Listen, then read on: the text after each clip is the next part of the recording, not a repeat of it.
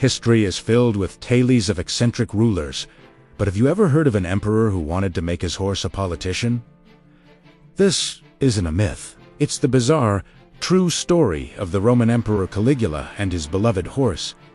How did one man's obsession with his steed nearly shatter the foundations of the Roman Empire? Imagine Rome at the height of its power. Ruling over it all was Gaius Caesar Germanicus, better known as Caligula. He was a figure of immense power, whose reign began with promise, but quickly descended into a spectacle of tyranny and madness. From a balcony overlooking the sprawling city, his gaze wasn't just on his people, but on something far more personal. Something that would become a symbol of his increasingly erratic rule. Meet Incitus, a name that means swift or at full gallop.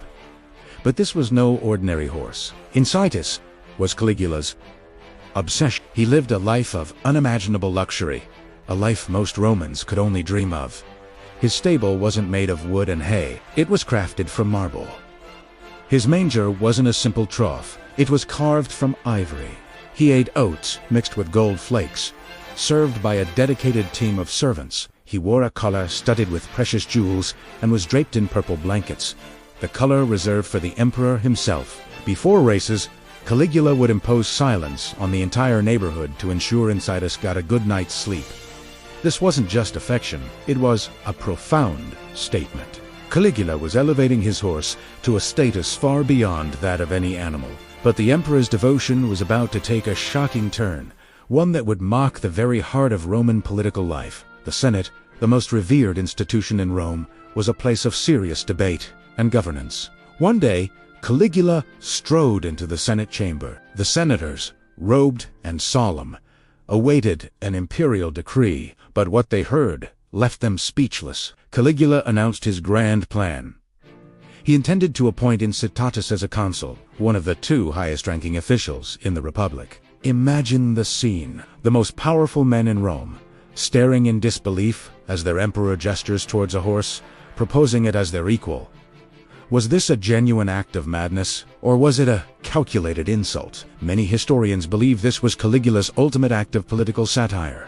He was showing his utter contempt for the Senate, demonstrating that his horse was just as capable of governing as the corrupt officials he despised. By suggesting Incitus for consul, he wasn't just being eccentric, he was holding up a mirror to the political decay he saw all around him. He was essentially saying, if you can be a senator, so can my horse. Caligula's obsession didn't just stop at politics, it reshaped the very architecture of Rome.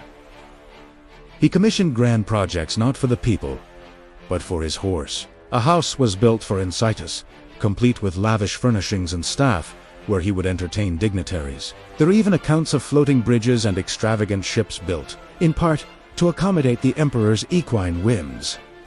These weren't just buildings, they were monuments to a singular, strange devotion, a physical manifestation of an emperor's mind spiraling into megalomania. The resources of an empire were being funneled into the comfort of a single animal.